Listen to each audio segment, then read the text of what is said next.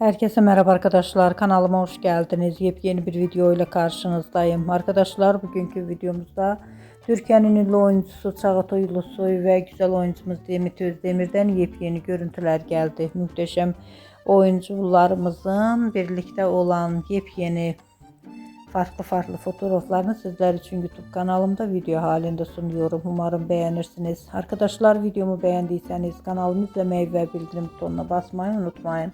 Şimdilik benden bu kadar olsun. Yeni videomuzda görüşmek üzere. Hoşça kalın.